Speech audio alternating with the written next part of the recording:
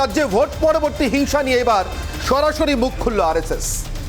মুখপাত্র না বললেও অর্গানাইজারের সঙ্গে আরএসএস এর সম্পর্ক প্রত্যেকে জানেন। আর সেই অর্গানাইজারে ছাপা হলো এমন একটি নিবন্ধ যেখানে সরাসরি পশ্চিমবঙ্গকে, এই রাজ্যকে দেশের প্রতিহিংসামূলক ধর্ষণের রাজধানী বলে তীব্র আক্রমণ চালানো হলো মমতা বন্দ্যোপাধ্যায়ের বিরুদ্ধে। আরএসএস এর সঙ্গে অত্যন্ত ঘনিষ্ঠভাবে যুক্ত, যাকে সাধারণভাবে আরএসএস এর সঙ্গে এই ক্লোজ কন্ট্যাক্টের জন্যই মুখপাত্র বলে অনেকে অভিহিত করেন, যদিও সরকারিভাবে আরএসএস এর মুখপাত্র নয় অর্গানাইজার, কিন্তু তবুও অর্গানাইজারে প্রকাশিত এই নিবন্ধ ইতিমধ্যেই শোরগোল ফেলে দিয়েছে দেশের রাজনৈতিক মহলে। মমতা বন্দ্যোপাধ্যায় সম্পর্কে এমন কড়া অবস্থান, এতটা কড়া ভাষা এর আগে কোনো দিন আরএসএস এর তরফ থেকে কখনো ব্যক্ত করা হয়েছে কি?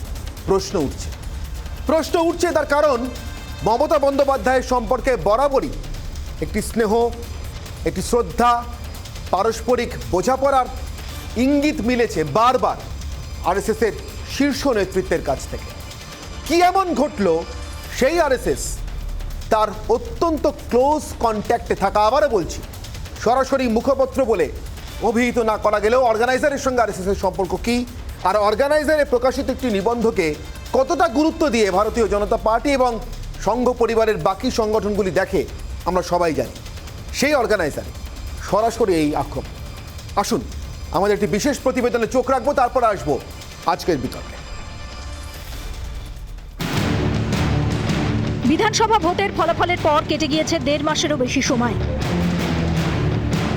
বঙ্গে এখনো রাজনৈতিক হিংসার অভিযোগ উঠছে প্রতিনিয়তই।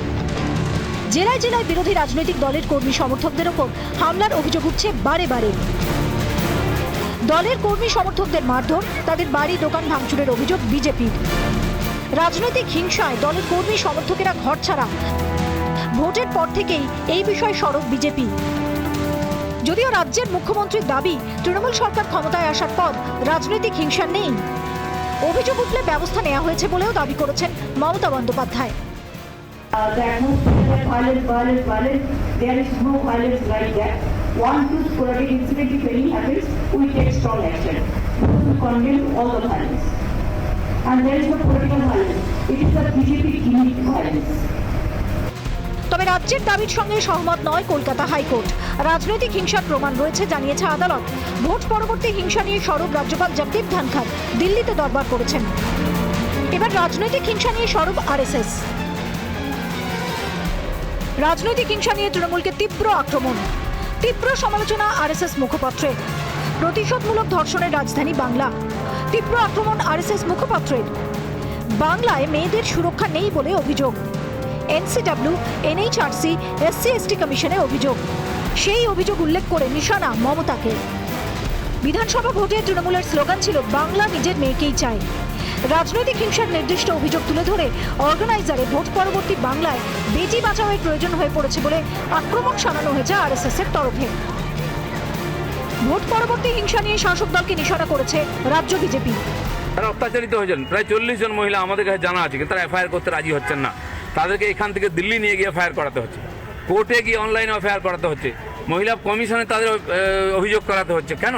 তারা বলছে সম্মান তো গেছে, প্রাণও থাকবে না, তাই তারা এফআইআর করতে চাইছে না। এই পরিস্থিতি হয়েছে। তাই বাস্তব পরিস্থিতি জানতে পারছি না আমরা কত ঘটনা ঘটছে। এফআইআর বা অভিযোগ না হয় না বলে যে ন্যাশনাল যে ক্রাইম বোর্ড আছে, সেখানে পশ্চিমবাংলায় কোনো তথ্য যায় না, কারণ লিখিতভাবে কোথাও রেকর্ড করা হয় না। মমতা ব্যানার্জি জানেন মহিলাদের সম্মান তিনি রক্ষা করতে পারেননি, বরঞ্চ যারা এই ধরনের খুন ধর্ষণের যুক্ত তাদেরকে বাচ্চা ছেলে বলে তিনি অ্যাভয়েড করেছেন, বলতে চেয়েছেন চালিয়ে যাও, আমরা তোমাদের সঙ্গে আছি। এটা কোনো সরকারের নীতি হতে পারে না। ভোটের আগে থেকেই রাজনৈতিক হিংসার অভিযোগ উঠেছে রাজ্যে। ভোটের ফলাফলের পরেও জারি হামলা আক্রমণের অভিযোগ। বিজেপির অভিযোগ, রাজ্যের শাসক দলের পাল্টা দাবি ঘিরে উত্তপ্ত বঙ্গ রাজনীতি। আরএসএস এর মুখপাত্রের তৃণমূলকে তীব্র আক্রমণ ঘিরে যুযুধান প্রতিপক্ষের তরজায় আরও চড়ল বঙ্গের রাজনৈতিক উত্তেজনার পারদ। রিপাবলিক বাংলা। আমার সঙ্গে উপস্থিত অতিথিদের সঙ্গে আপনাদের পরিচয় করে দিই, যাদের সঙ্গে আজকে অনির্বাণের অগ্নিবাণে এই বিষয়টি নিয়ে বিতর্কে যাব। আমার সঙ্গে উপস্থিত রয়েছেন এই মুহূর্তে রূপা গঙ্গোপাধ্যায়, রাজ্যসভার সাংসদ। আমার সঙ্গে রয়েছেন নির্মাল্য মুখোপাধ্যায়, বিশিষ্ট সাংবাদিক, এবং আরও অতিথিরা আমার সঙ্গে আলোচনায় যোগ দেবেন। তার আগে আজকের বিতর্কের মূল প্রশ্নগুলি আপনাদের সামনে রাখছি। অনির্বাণের অগ্নিবাণ 1,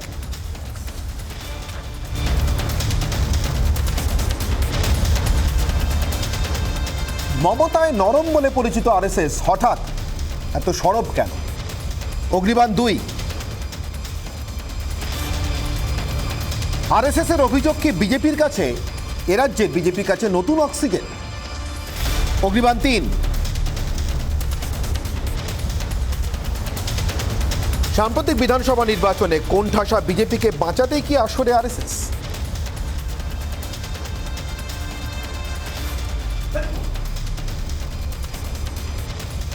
আলোচনার নিয়ম মেনে যথারীতি যথাসময়ে অনির্বাণের সঙ্গে ব্রহ্মাস্ত্র আসবে। আজকের আলোচনাতে যে মূল প্রশ্ন উঠে আসবে বিতর্কের সূত্রে, কিন্তু এই মুহূর্তে আমি সরাসরি প্রথম কথা বলবো রূপা গঙ্গোপাধ্যায়ের সঙ্গে। রূপা গঙ্গোপাধ্যায় আমার সঙ্গে রয়েছেন, রাজ্যসভার সাংসদ। রূপাদি, আপনার কাছে আমার প্রথম প্রশ্ন, একটা আমি বলবো না যে এটা ছড়িয়ে দেওয়া এটা প্রচারিত, কিন্তু এটা ঘটনা। দীর্ঘদিন ধরেই আরএসএসের শীর্ষ নেতৃত্বের এ রাজ্যের মুখ্যমন্ত্রী মমতা বন্দ্যোপাধ্যায়ের সম্পর্কে একটা স্নেহ মিশ্রিত ভালোবাসা, কিছুটা প্রশ্রয় আমরা লক্ষ্য করেছি। সেটা একেবারে সেই বাম আমল থেকে, যখন থেকে তিনি এ রাজ্যের বিরোধী নেত্রীর হিসেবে লড়াই করছেন, বা মূল বিরোধী পরিসরটাই যখন তিনি দখল করে ফেলেছেন তৃণমূল কংগ্রেস তৈরি করার পর। তারপর থেকে কেউ, আমি আজকে অন্তত অনেকের সঙ্গে কথা বলেছি, রাজনৈতিক প্রতিক্রিয়া অনেকেই দিয়েছেন, কিন্তু কেউ মনে করে বলতে পারছেন না, আমি নির্মলবাবুর কাছে পরে জিজ্ঞাসা করব, কিন্তু কেউ মনে করে বলতে পারছেন না মমতা বন্দ্যোপাধ্যায় সম্পর্কে এত তীব্র আক্রমণ আরএসএস কখনো শানিয়েছে কিনা, এই ভাষা কখনো ব্যবহার করা হয়েছে কিনা তার প্রশাসন সম্পর্কে, তার কার্যকারিতা সম্পর্কে। আমি আপনার কাছ থেকেই প্রতিক্রিয়া চাইব।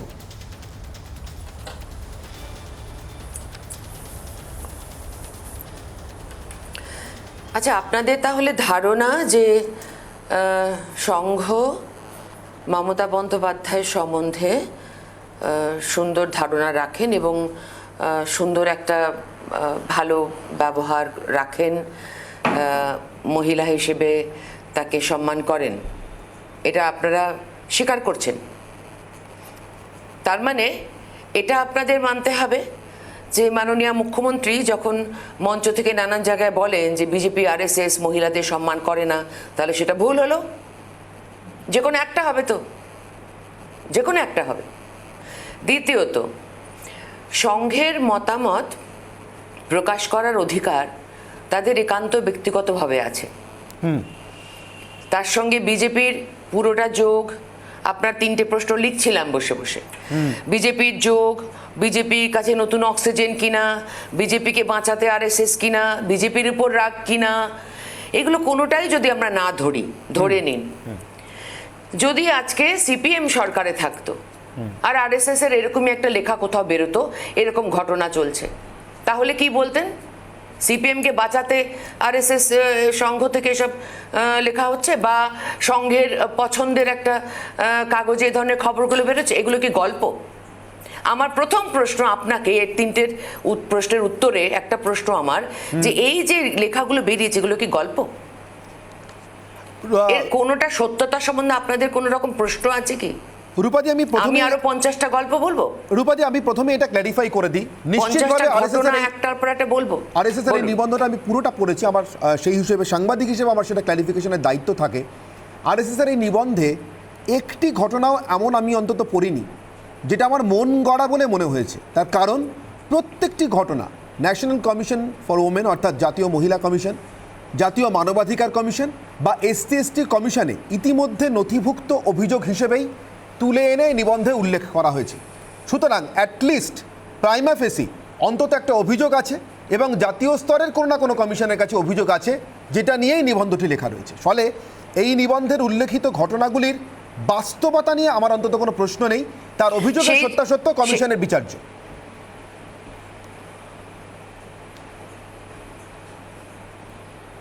সেই জন্যই তো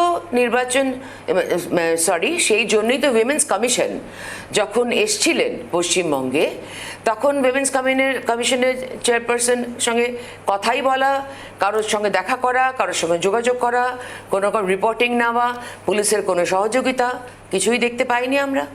উইমেন্স কমিশন থেকে তো এসেছিলেন, ইভেন পোস্ট পোল এসছিলেন, প্রি পোলেও এসছিলেন উনি, বেশ কয়েকবার আমি জাস্ট খবরে দেখেছি উনি এসছিলেন, তো কোনো তো সাহায্য করেনি সরকার। তার মানে এটাই দাঁড়ায় যে এই ঘটনাগুলো সরকার বিশ্লেষণও করতে চান না, সরকার জানতেও চায় না যে এর মধ্যে কতটা সত্যতা আছে। সরকার অ্যাকচুয়ালি কর্ণপাতই করতে চায় না, কারণ এটা হতে পারে যে সরকার পুরোটাই জানে, কারণ তাদের নেতারা, তাদের লোকজন অভিযুক্ত, তাদের লোকজন এর সঙ্গে যুক্ত আছে বলেই হয়তো সরকার জাস্ট ব্যাপারটাকে ধামাচাপা, ইগনোর করা, এবং কিছু হয়নি, ছোট ঘটনা, একটা ছোট্ট সামান্য একটা দুটো ঘটনা, ছোট্ট ঘটনা। এই ছোট্ট ঘটনা তো জীবনভর শুনে আসলাম পশ্চিমবঙ্গের রাজনীতিতে। তো মহিলার অসম্মান যদি ছোট্ট ঘটনা হয়, তাহলে বাংলার মেয়েকে আবার চাই কি করে বলে, আমি তো এটা বুঝতে পারি না। মানে এই হচ্ছে বাংলার মেয়ের আজকের পরিস্থিতি। Don't forget that. আমি দেবাংশু বাবু আমার সঙ্গে যোগ দিয়েছেন, দেবাংশু ভট্টাচার্য তৃণমূল কংগ্রেসের তরফ থেকে। আমি আবারও আপনার কাছে ফিরবো রূপাদি। আমি আমি আমি আগে দেবাংশু বাবুর কাছে একবার যাই তৃণমূল কংগ্রেসের তরফ থেকে প্রতিক্রিয়া জানবার জন্য।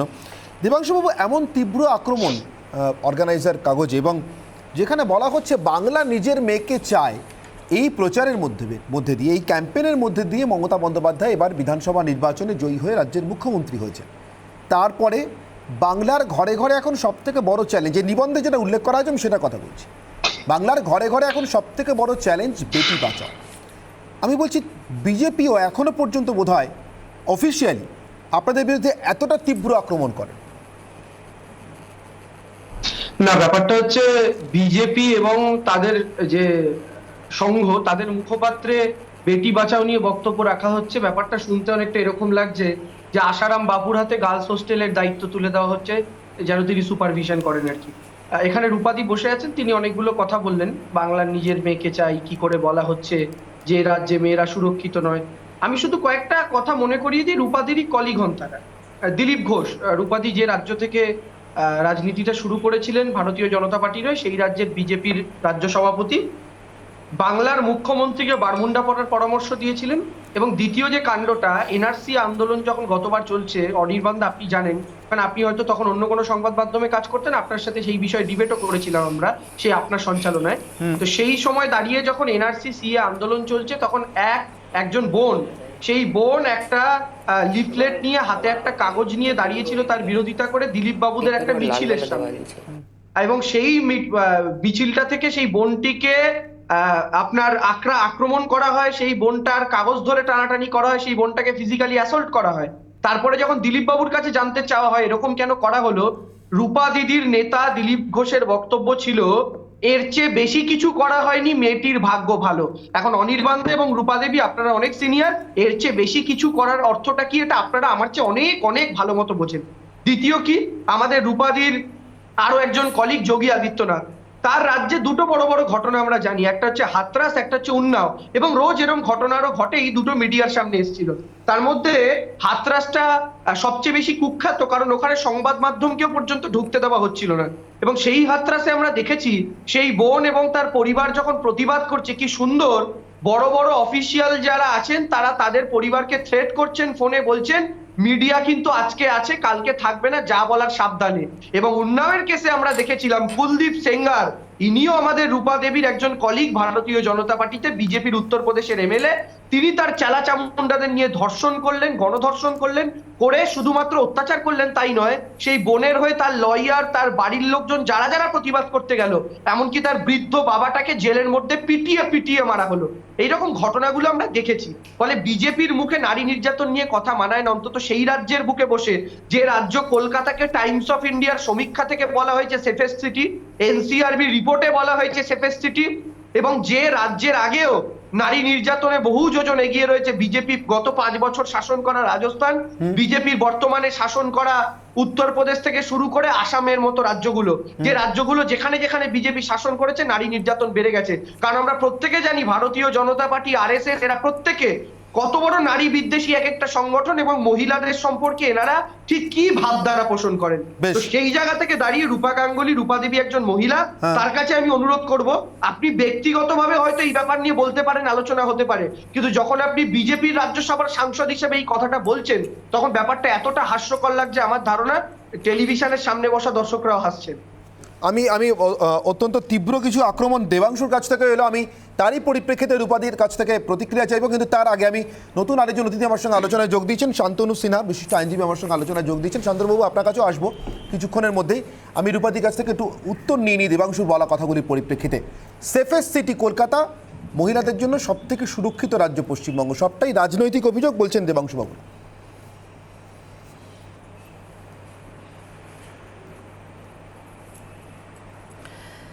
আমি আপনাকে জাস্ট ভদ্রলোক বললেন, বাচ্চা ছেলেটি খুব সুন্দর কথা বললেন প্রত্যেকটা ঘটনার সম্বন্ধে। আমি একটাই শুধু কথা বলবো যে কোনো রাজ্যে যে কোনো মহিলার নির্যাতন লজ্জার। প্রশ্ন হচ্ছে ঘটনাগুলো ঘটবার পরে তার প্রতি অ্যাকশন কি না হচ্ছে সেটা দেখাটা সবচেয়ে জরুরি। কোনো মানুষের গায়ে বিজেপি, টিএমসি, সিপিএম লেখা থাকে না, তার দলের নেতৃত্ব সেটাকে কিভাবে হ্যান্ডেল করে কোনো ঘটনা ঘটলে, কেউ কোনো অন্যায় করলে, সেটাই দেখবার।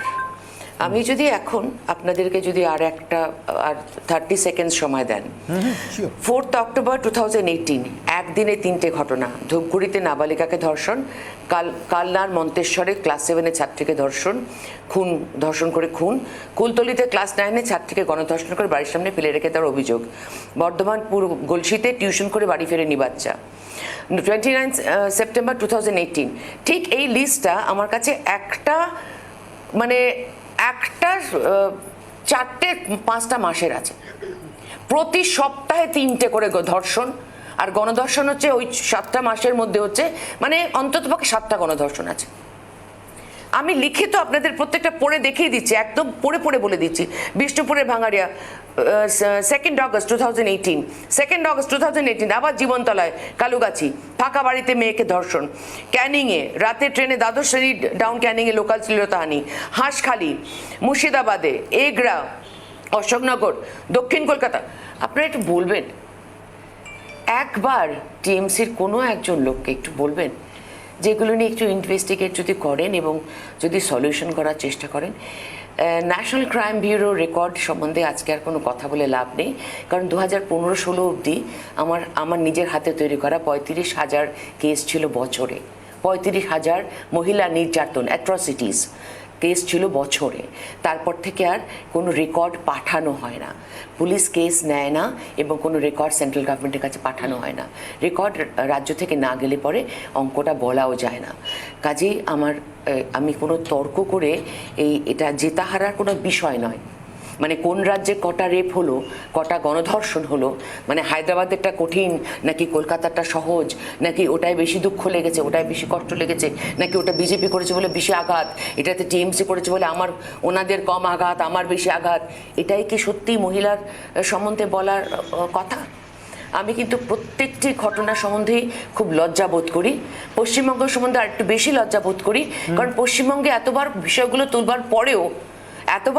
তুলবার পরেও একটা ঘটনারও সলিউশন হয় না, একটা ঘটনারও এক্সাম্পলারি পানিশমেন্ট হয় না।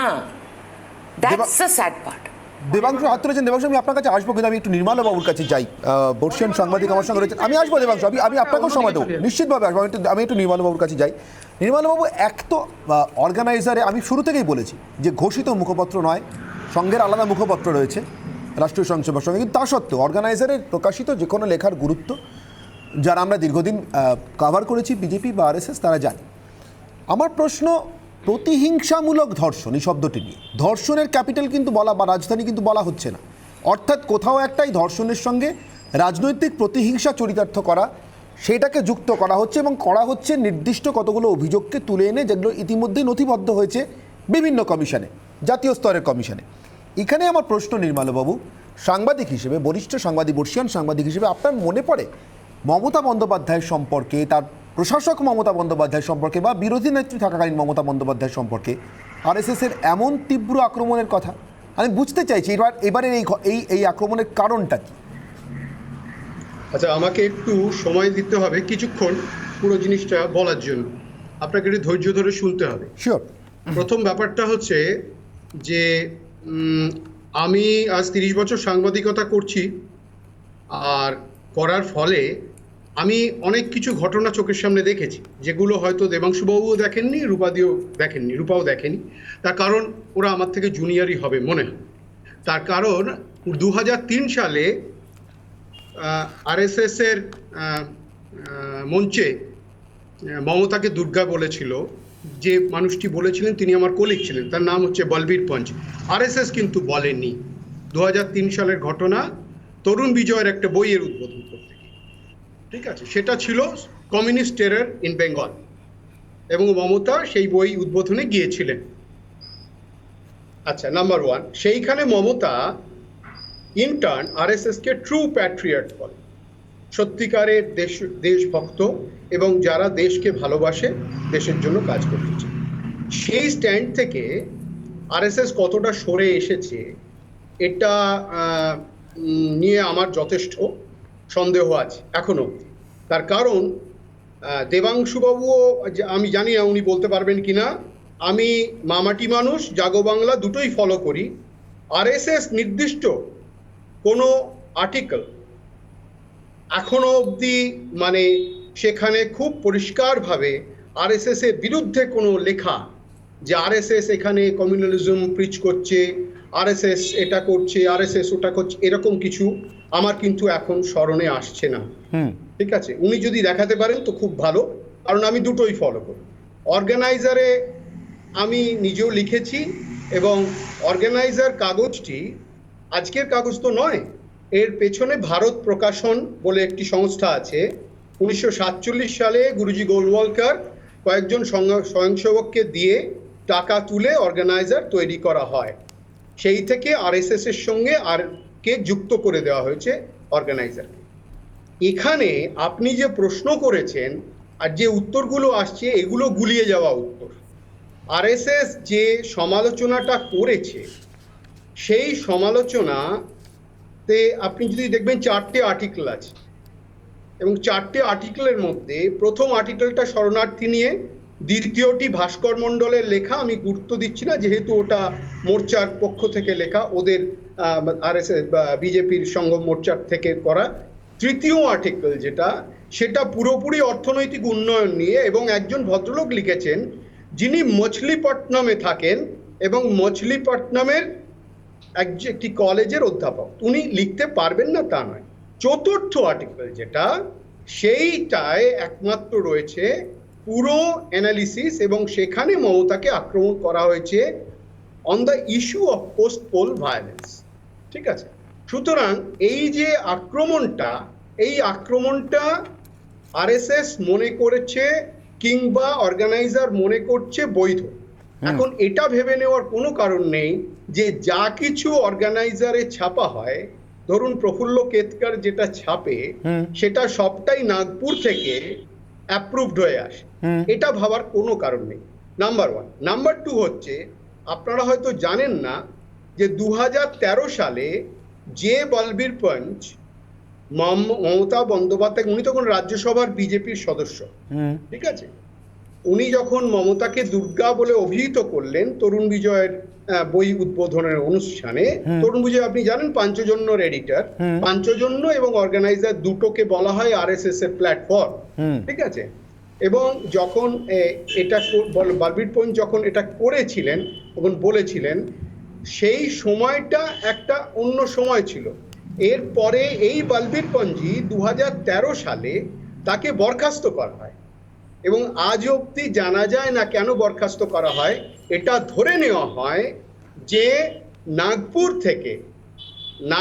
থেকে চাপ দিয়ে গোটা ভারত প্রকাশন বোর্ডটাকে চেঞ্জ করে বলবীর পঞ্জের বদলে প্রফুল্ল কেতকরকে আনা হলো। কেন?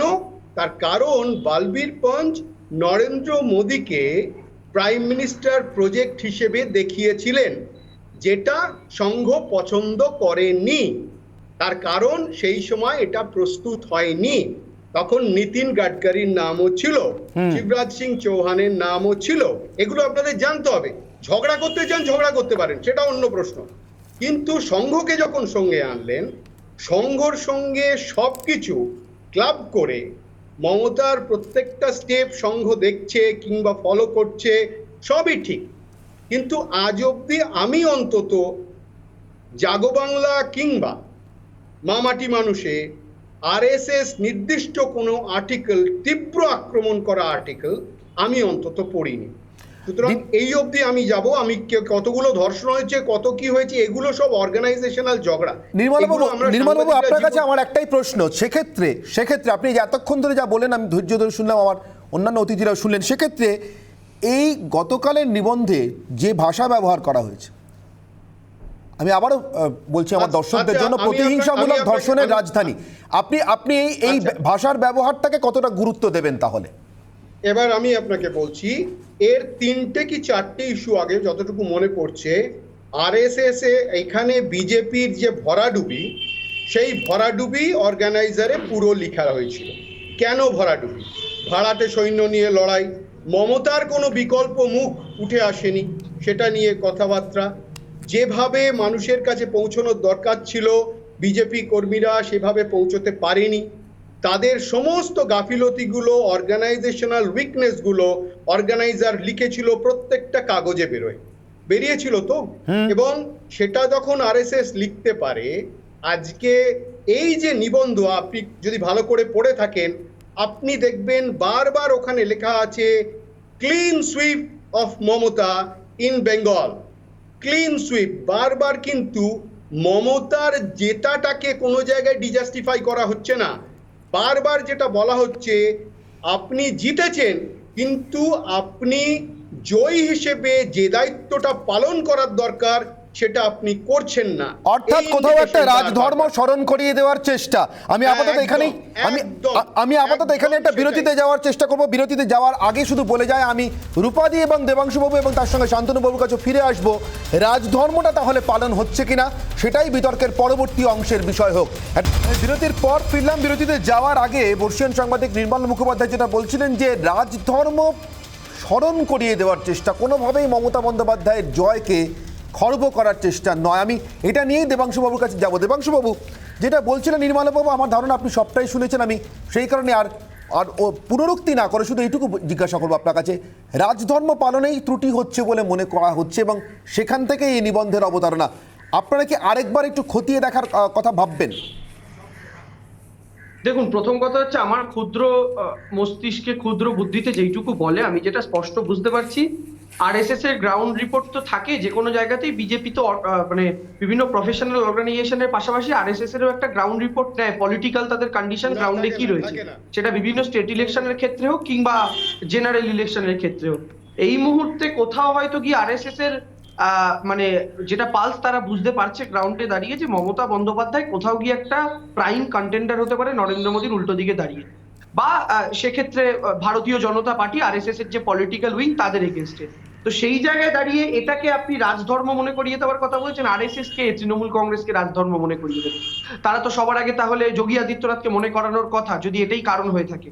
কিন্তু আমার বক্তব্য হচ্ছে এটার মূল কারণ আমি যেইটুকুনি বুঝতে পারছি, এর মাধ্যমে একটা সর্বভারতীয় ক্ষেত্রে মমতা বন্দ্যোপাধ্যায় যদি মুখ হন তাহলে এইগুলো হতে পারে, দেখো বাংলা এরকম এরকম হচ্ছে, যেটা বিজেপি নর্মালি ট্রাই করছে এই নির্বাচনে হারার পর থেকে, ন্যাশনাল মিডিয়াকে কাজে লাগিয়ে, বিভিন্ন রকম সংবাদপত্রকে কাজে লাগিয়ে সর্বভারতীয় ক্ষেত্রে মমতা বন্দ্যোপাধ্যায়ের ব্র্যান্ড ভ্যালুকে নষ্ট করো, যেন নরেন্দ্র মোদীর উল্টো দিকে বিরোধীরা যদি তাকে ফেস করেও, তাহলে তারা প্রচারের সময় এটা বলতে পারে, দেখুন মনে আছে তো উনি জেতার পর কি হয়েছিল, যদিও সবটাই বানানো গল্প।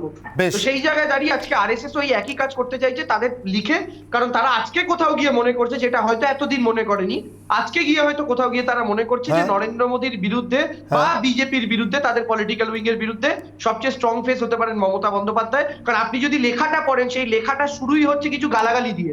আপনি যদি পড়েন তাদের যে আর্টিকেলটা, সেটা বাংলা কিছু গালাগালি ইংরেজিতে বানানে করে লিখে তারা শুরু করছেন কোট আনকোট কারোর একটা বক্তব্য তারা বলে।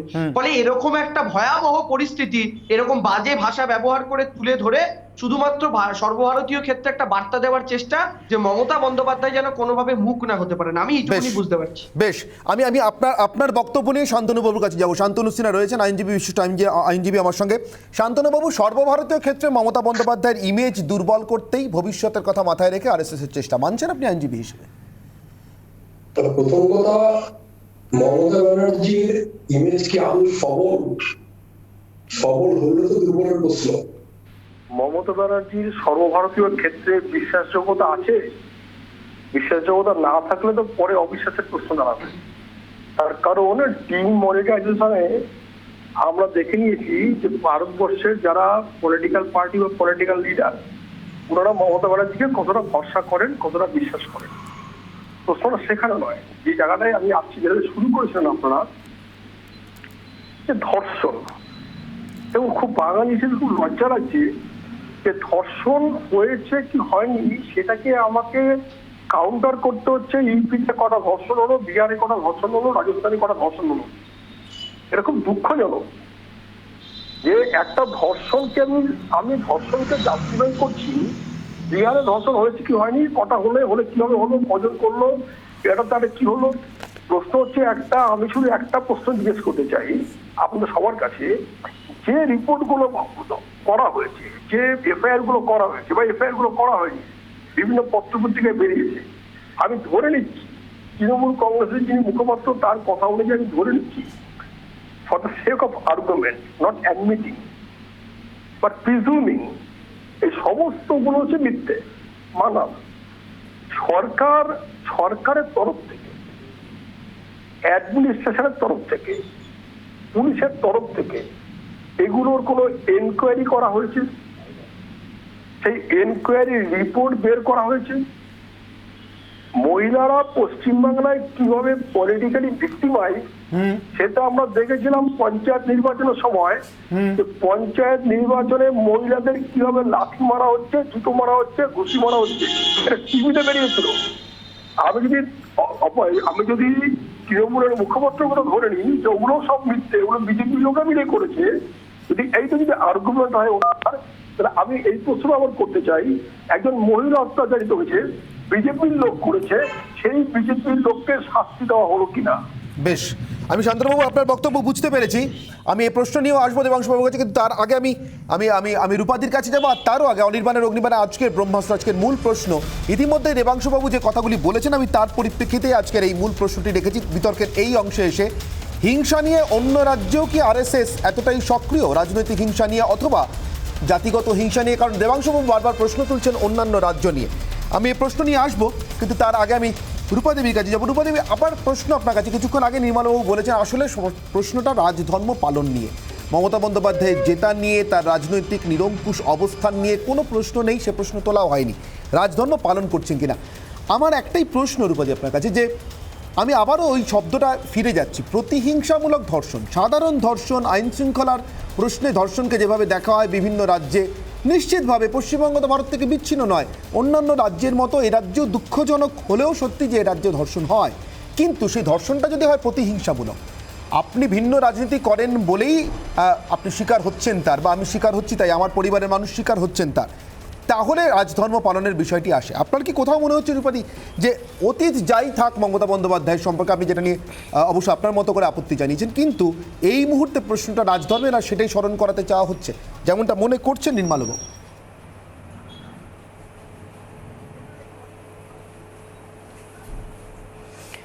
দেখুন, এক তো রাজধর্ম শব্দটা সবাই বুঝতে পারবে এমন আশা করাটা বোধহয় ঠিক নয়।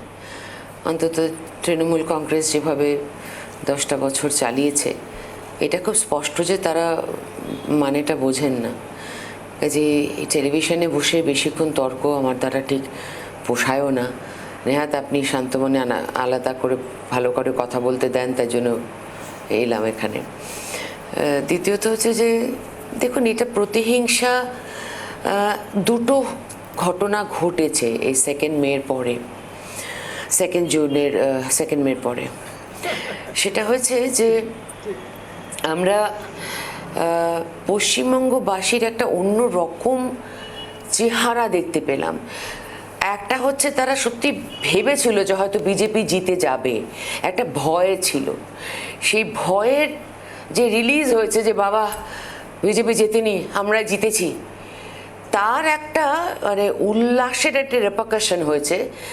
কিছু ভিডিও আছে আমার কাছে, বাচ্চা ছেলেদের মাথায় আবির টাবির মেখে, সব কিছু মুসলিম ছেলেই কি ভাষায় গালাগালি, ওটা আমি আপনাকে এখনই দেখিয়ে দিতে পারি, পারবেন না, সহ্য করতে পারবেন না বিজেপিকে।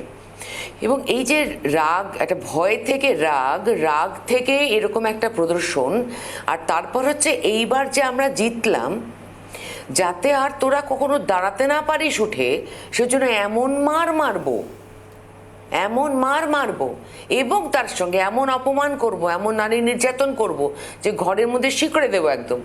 তৃতীয়ত, এটা বারে বারে প্রমাণ করে দিচ্ছে এই পশ্চিমবঙ্গের সরকার যারা পরিচালনা করছেন তাদের কাজে কর্মে প্রমাণিত হচ্ছে যে বিশাল এক সংখ্যক মুসলিম ভোট দ্বারা এই সরকার যেহেতু জিতেছে, সেহেতু এই সরকারে মুসলিমরা যারা যা অন্যায় করে যাচ্ছেন তার কোনো প্রতিকার করবার মতন সাহস, ক্ষমতা, ইচ্ছে কোনটা আমি তো জানি না, এই তিনটের কোনোটাই নেই পশ্চিমবঙ্গ সরকারের আজকের তারিখে।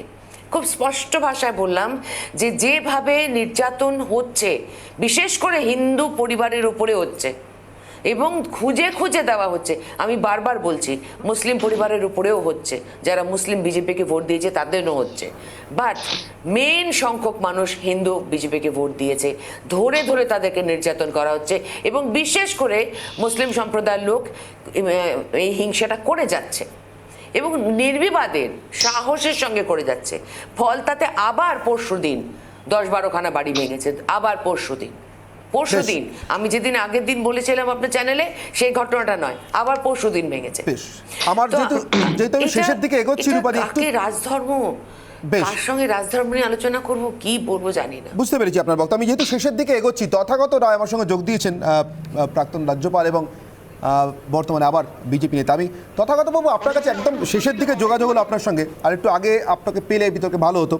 আপনার কাছে আমার একটি প্রশ্ন, এতক্ষণ ধরে যা আলোচনা হয়েছে আমি তার চর্বিত চর্বণে না গিয়ে শুধু জিজ্ঞাসা করছি, দেবাংশু বাবুর বক্তব্য, তৃণমূল কংগ্রেসের তরফ থেকে দেবাংশু বাবু রয়েছেন, তার বক্তব্য বিজেপির কাছ থেকে বা আরএসএসের কাছ থেকে রাজধর্ম শিখব না, 1, তৃণমূলকে রাজধর্ম স্মরণ করিয়ে দেওয়ার কোনো প্রয়োজন নেই, 2, এবং 3, আরএসএসের যে সক্রিয়তা এই রাজ্যের রাজনৈতিক হিংসার অভিযোগ সত্যি হোক বা মিথ্যে হোক তাকে নিয়ে, এই সক্রিয়তা অন্যত্র অন্য রাজ্যে চোখে পড়ে না কেন? এই তিনটেকে আমি আপাতত আপনার সামনে রাখলাম আপনার প্রতিক্রিয়ার জন্য।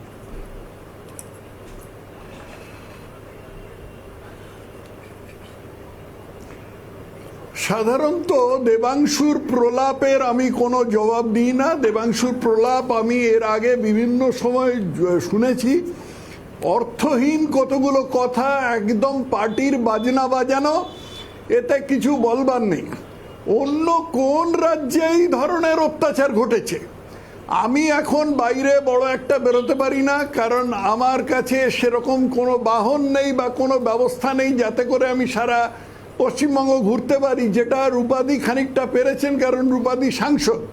কিন্তু আমি টেলিফোন মারফত যা খবর পাই তাতে শরীর ঠিক থাকা যাচ্ছে না, রাত্রে ঘুমানো যাচ্ছে না। গতকাল একজন সাংবাদিক এসে আমাকে বলে গেলেন কীরকম ভয়াবহ অবস্থায় এখানে রাজ্য জুড়ে ধর্ষণ হয়েছে, একটা ঘরবাড়ি ভাঙা হয়েছে, লোকের ওপর অত্যাচার হয়েছে। ক্যানিং থেকে একজন ফোন করে বললেন শওকত মোল্লা তার বাড়ির ওপর বুলডোজার চালিয়ে দিয়েছে, এমন অবস্থায় যেটা জল খাবার গ্লাস নেই। এখন এর ওপরে দেবাংশু কি প্রলাপ বকবে সেটা তো আমার শুনবার দরকার নেই, কারণ এই রকম নালিশ কেউ মাথা খাটিয়ে মিথ্যা কথা বলতে পারে না। অন্য রাজ্য সম্বন্ধে যে যা বলেন বলুক, অন্য রাজ্যে যে কি ধর্ষণ হচ্ছে, কি অত্যাচার হচ্ছে, কার বাড়ি এরকমভাবে বুলডোজার দিয়ে ভেঙে দেওয়া আছে, যে যা বলে বলুক। আমি পশ্চিমবঙ্গে থাকি, এই পশ্চিমবঙ্গের ঘটনা আমাকে পীড়া দেয়, এইটাই আমার আপনাদের সামনে বক্তব্য। মমতা বন্দ্যোপাধ্যায় সম্পর্কে আরএসএস এই ভাষায় তার প্রশাসনিক অবস্থান সম্পর্কে বা বিরোধী নেত্রী থাকাকালীন কখনো আক্রমণ শানায়নি। আমার সঙ্গে বর্ষিয়ান সাংবাদিক নির্মল মুখোপাধ্যায় রয়েছেন, আজকের বিতর্কে অংশ নিয়েছেন অনেকক্ষণই। তিনিও একমত যে না, এই ভাষার প্রয়োগটাই প্রথম যে প্রতিহিংসামূলক ধর্ষণের রাজধানী হয়ে উঠেছে মমতা বন্দ্যোপাধ্যায়ের বাংলায়। ঠিক এটাই লেখা হয়েছে অর্গানাইজারে। আমি এইটা নিয়ে আপনার একটা প্রতিক্রিয়া চাইব। এটা কি নিতান্তই এই মুহূর্তে বিধানসভা নির্বাচনের ফলাফলের নিরিখে কিছুটা ব্যাকফুটে থাকা বিজেপিকে অক্সিজেন দিতে, নাকি একেবারে স্বতন্ত্র অবস্থান, সঙ্গ তার মতো করে মনে করেছে যে এটাই বর্তমান পরিস্থিতি? এখন বুঝেছি, এখন বিজেপিকে অক্সিজেন দিয়ে কি হবে? বিজেপিকে অক্সিজেন দিয়ে কি হবে? সামনে তো কোনো নির্বাচন নেই যেটা বিজেপি লড়ে জিততে পারে। অতএব বিজেপিকে অক্সিজেন দেওয়ার প্রশ্নটা একেবারেই অবান্তর। সাধারণত রাষ্ট্রীয় স্বয়ংসেবক সংঘ কোনো রাজনৈতিক বিতর্কের মধ্যে ঢোকে না, কিন্তু অবস্থা যখন এই রকম ভয়াবহ হয়ে যায়, পশ্চিমবঙ্গে যেরকম হয়েছে, নারীর সম্মান ভুলুণ্ঠিত, হিন্দুর সম্মান ভুলুণ্ঠিত, লোকের বাড়ি বুলডোজার চালিয়ে ভেঙে দেওয়া হচ্ছে, লাগাতার খুন করা হচ্ছে, যেটা নির্বাচনের আগেও হয়েছিল। তখন রাষ্ট্রীয় স্বয়ংসেবক সংঘ, যেটি একটি পুরোপুরি সমাজ সংস্কারের সংস্থা, তাদেরও মুখ খুলতে হয়েছে এবং স্বাভাবিকভাবে যে কোনো বিবেক সম্পন্ন মানুষের এই অবস্থায় মুখ খুলতে হবে। এখানে কে কি ফালতু কথা বলছেন যে আমরা ওর কাছে শিখবো না, তার কাছে শিখবো না, কি করে শিখবেন? ওদের কাছে তো মমতা ব্যানার্জি যদি বলেন পুকুরের জল ওদিকে 2 ফুট উঁচু আছে, ওরা বলবে হ্যাঁ দিদি পুকুরের জল ওইদিকে 2 ফুট উঁচু আছে। নতুন করে ওরা কি শিখবেন? নিউটনের তত্ত্ব ওদের কেউ শেখাতে পারবে না। মমতা ব্যানার্জির তত্ত্বই বড় কথা। মমতা ব্যানার্জি নির্বাচনে জিতেছেন, এর মধ্যে অন্য যাই প্রশ্ন থাক না কেন, এটা তো আজকে স্বতঃসিদ্ধ। মমতা ব্যানার্জি নির্বাচনে জিতেছেন, বিশাল জয় পেয়েছেন। তাতে কি ওর মানুষ খুন করবার অধিকার জন্মে গেছে? রাজধর্ম টর্ম বাদ দিন, মানুষ খুন করাবার আর নারী ধর্ষণ করাবার অধিকার জন্মেছে তার অনুচরদের সম্বন্ধে, তার চালাদের সম্বন্ধে। আমার প্রশ্ন আমি শ্রোতা সাধারণের কাছে ছেড়ে দিলাম, এর চেয়ে বেশি আর কিছু বলতে পারছি না। আমি একদম শেষ দিকে চলে এসেছি, আমি দেবাংশু বাবু একদম শেষ দিকে চলে এসেছি। আমি আপনাকে এই শেষ হিসেবে শেষ আজকে বক্তব্য রাখার জন্য আমি 1 মিনিট সময় দিচ্ছি। দেবাংশু প্লিজ 1 মিনিটের মধ্যে কনক্লুড করবেন, এরপরেও যদি আপনার কিছু বলার থাকে। আচ্ছা, প্রথম কথা হচ্ছে অনির্বাণ বাবু, 3 জন মানে এই মুহূর্তে এখানে উপস্থিত সাংবাদিক যিনি রয়েছেন, নির্মল বাবু, তিনি বাদ দিয়ে বাদবাকি সবাই মমতা বন্দ্যোপাধ্যায়ের বিরুদ্ধে বক্তব্য রাখলেন এবং প্রত্যেকে অনেকগুলো প্রশ্ন করেছেন। সেটা আপনি 1 মিনিটে আমার থেকে উত্তর চাইছেন, দর্শকরা বিচার করবেন সেটা কতটা জাস্টিস। প্রলাপ মমতা ব্যানার্জি যদি বলেন পুকুর একদিকে উঁচু, তথাগত বাবুর চেয়ে বড় প্রলাপ এই মুহূর্তে কিছু নেই, কারণ তিনি রাজ্যপাল হওয়ার পর একটা রাজনৈতিক দলের হয়ে কথা বলছেন, একটা রাজনৈতিক দলের ঝান্ডা ধরছেন, এবং যে নরেন্দ্র মোদী গণেশের প্লাস্টিক সার্জারি, নর্দমায় পাইপ ঢুকিয়ে রান্না করার গল্প করেন, তার সাথে হ্যাঁ মেলাচ্ছে। যাই হোক, আমি সেসব দিকে বলতে চাইছি না। রূপা দেবী যে কথাটা বললেন, সেই কথাটা শুরুই করলেন একটা শব্দ দিয়ে, যে ভয় ছিল বিজেপি এসে যাবে, ভয়টা যখন কেটেছে, যাক বাবা বিজেপি এলো না। তাহলে রূপাদি এটা তিনি নিজেও নিজের মানসিক ভাবে কোথাও অন্তরালে জানেন যে বিজেপি এসে যেতে পারে, এটার একটা ভয় সাধারণ মানুষের মধ্যে ছিল। এখন আপনারা ঠিক ভোটের আগে কি কাজ করেছেন বলুন তো রূপাদি, যার জন্য একটা রাজনৈতিক দল বাংলায় আসতে পারে ভেবে সাধারণ মানুষের মধ্যে ভয়ের সঞ্চার হয়? প্রথম কথা। অন্যান্য রাজ্যে কি হচ্ছে না হচ্ছে সেই কথাটা যিনি আইনজীবী হিসাবে যাকে বসিয়েছেন, তিনিও তো বিজেপির পক্ষে কথা বললেন। আপনারা তো আইনজীবী পরিচয় দিয়েও বসিয়ে দেন আলাদা করে, যাই হোক আমাকে একাই লড়তে হলো, অসুবিধা নেই। কিন্তু তিনি যিনি বসেছেন আইনজীবী হিসাবে, তিনি যে বললেন যে কোন রাজ্যে কত হচ্ছে, আমি সংখ্যা দিয়ে না, আমরা সংখ্যা দিয়ে বলছি না এ রাজ্যে কম ও রাজ্যে বেশি, আমরা বলছি গোটা ভারতবর্ষে একটা স্ট্যান্ডার্ড রয়েছে। একটা ভারতবর্ষে নরেন্দ্র মোদী সেই জায়গাটাকে আরো খারাপ পরিস্থিতিতে এনেছেন এবং তার শাসিত রাজ্যগুলো, সেই জায়গায় দাঁড়িয়ে মমতা বন্দ্যোপাধ্যায় আগের 3-4টে যে সরকার ছিল এ রাজ্যে, কখনো কংগ্রেস, কখনো যুক্ত ফ্রন্ট, তার পরবর্তীকালে বামফ্রন্টের এত টানা সরকার, তারপরে মমতা বন্দ্যোপাধ্যায় এসে সেটাকে আগের পরিস্থিতির থেকে ভালো করেছেন এবং ভারতবর্ষের বাকি রাজ্যগুলোর থেকে পরিস্থিতি ভালো করেছেন। অর্থাৎ এখানে নতুন করে সংশোধনের কোনো সুযোগ আপনারা দেখছেন না। আমার বিতর্কের সময় যেহেতু আজকে শেষ, কারণ একটাই, তথাগত বাবু রূপা দেবীদের একটাই লক্ষ্য মমতা বন্দ্যোপাধ্যায়ের ফেস লস করা। আমার সময় যেহেতু একদম শেষ, দেবাংশু বাবুকে শেষ করতে হচ্ছে। আমি রূপা গঙ্গোপাধ্যায়, দেবাংশু ভট্টাচার্য, নির্মল মুখোপাধ্যায় এবং শান্তনু সিনহা 4 জনকেই ধন্যবাদ জানাচ্ছি। আমার সময় একেবারে শেষ, আমি কাউকে সময় দিতে পারছি না, আমাকে মাফ করবেন প্লিজ।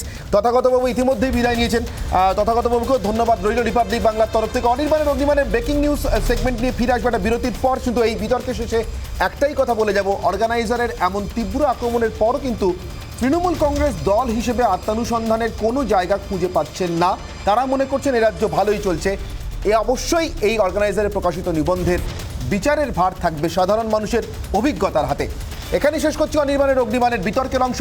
ব্রেকিং নিউজ সেগমেন্ট নিয়ে ফিরে আসছি ছোট্ট বিরতির পর। সঙ্গে থাকুন রিপাবলিক বাংলায়। অনির্বাণের এই মুহূর্তে সব থেকে বড় যে ব্রেকিং নিউজটা নিয়ে আপনাদের কাছে এসছি, সেটা মালদা সংক্রান্ত, আসিফ সংক্রান্ত। আসিফের জেহাদি যোগ একরকম স্পষ্ট। বাংলাদেশ সীমান্ত দিয়ে প্রবেশ করেছিল চীনা গুপ্তচর। ইতিমধ্যেই আসিফের জেহাদি যোগ নিয়ে জিয়াউল হকের সঙ্গে তার সম্পর্ক নিয়ে আমরা কথা বলেছি। এবার চীনা গুপ্তচর হানজুয়ের সঙ্গেও তার সম্পর্ক ছিল, এমনটাই ক্রমশ স্পষ্ট হচ্ছে। আসিফের বাড়ির কাছেই সীমান্ত, যে সীমান্ত দিয়ে হানজুয়ে মালদায় প্রবেশ করে। আমার সঙ্গে রয়েছেন আমাদের প্রতিনিধি অর্ণব এবং আমার সঙ্গে রয়েছেন নিউজ রুম থেকে আমাদের senior news editor Mayukh Ranjan Ghosh. প্রথমেই চলে যাবো অর্ণবের কাছে। অর্ণব, হানজুয়ে আসিফ এই যোগাযোগ কি এবার প্রতিষ্ঠিত হওয়ার পথে?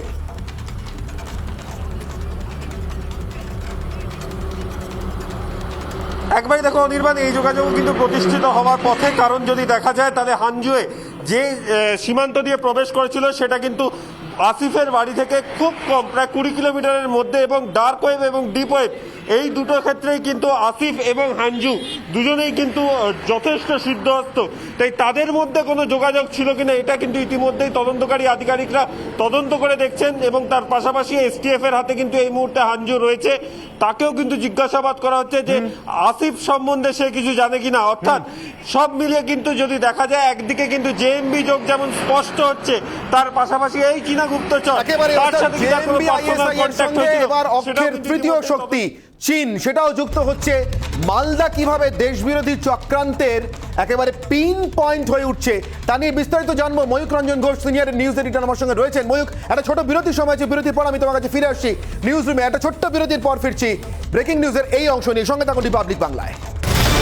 অগ্নিবাণের ব্রেকিং নিউজ সেগমেন্টে ফিরে এলাম। নিউজ রুম থেকে রয়েছেন আমাদের সঙ্গে senior news editor Mayukh Ranjan Ghosh. Mayukh, বিরতিতে যাওয়ার আগে যে কথা হচ্ছিল, একদমই তাই অনির্বাণ। খুব ছোট্ট করে আমি শুভ্রাংশু চট্টোপাধ্যায় আমাদের সিনিয়র নিউজ এডিটর আরেকজন আছেন। প্রথম থেকে জেলার এই প্রত্যেকটি আপডেট আমরা প্রথম দিন থেকে বলেছিলাম, নিউ টাউন হোক বা মালদা হোক, কোনোটার সাথে কোনোটার লিঙ্ক নেই, এই কথাগুলো ভ্রান্ত। শুভ্রাংশু, কি মনে হচ্ছে এই মুহূর্তে দাঁড়িয়ে? দেখো, 2016-তে কালিয়াচকে যে ঘটনাটা ঘটেছিল কিংবা হানির যে ঘটনাটা ঘটেছিল, প্রত্যেকটাই কালিয়াচক। কালিয়াচক মানে 3টে ব্লক, কিন্তু কালিয়াচক 1, কালিয়াচক 2, কালিয়াচক 3। এই কালিয়াচক 3 যে ব্লকটি, সেটি কিন্তু বাংলাদেশের সঙ্গে সরাসরি যুক্ত। মানে ভৌগোলিক অবস্থানগতভাবে জঙ্গিদের সবথেকে আদর্শ জায়গা কালিয়াচক 3। সেই জন্য কালিয়াচককে চিরকালই, যেমন হান যখন এসেছিল তখন ওই বৈষ্ণবনগরের যে থানাটার কথা বলা হচ্ছে, সেই থানাটি কিন্তু একটি অশ্বক্ষুরাকৃতি অংশ, সেই অংশ দিয়ে হান ঢুকেছিল। এবং হান কালিয়াচক বা 2016-র ঘটনাটি পরপরগুলি দিয়ে একটি সরল রেখায় টানা যায়, দেখা যায় প্রত্যেকটি সংযুক্ত। একেবারেই শুভ্রাংশু এবং ময়ূক, আপাতত তোমাদেরকে ধন্যবাদ। যে কথা বলছিলাম, আসলে কালিয়াচক এমন একটি বিন্দু যেখানে চীন, পাকিস্তানের আইএসআই এবং জেএমবি বা অন্য জঙ্গি সংগঠনের যোগ একটি বিন্দুতে এসে মিলছে। আর এই নিয়েই সমস্ত আপডেট আপনাদের কাছে থাকবে রিপাবলিক বাংলায়। অনির্বাণের অগ্নিবাণ আপাতত এখানেই শেষ করছে। এরপরে থাকছে সোজাসুজি স্বর্ণালী।